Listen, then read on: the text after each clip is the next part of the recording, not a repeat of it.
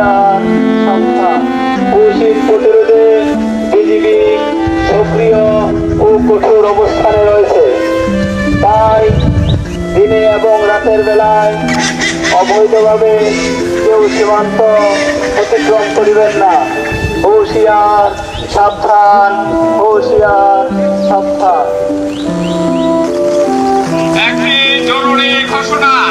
সীমান্তবাসী বাংলাদেশ থেকে কোনো নাগরিক সীমান্ত বা শূন্য লাইন অতিক্রম করতে দেব না। সীমান্ত বা শূন্য লাইন অতিক্রম করতে দেব না এবং আমরা নিজেরাও যাব না। সীমান্তের ওপার থেকে কোনো লোক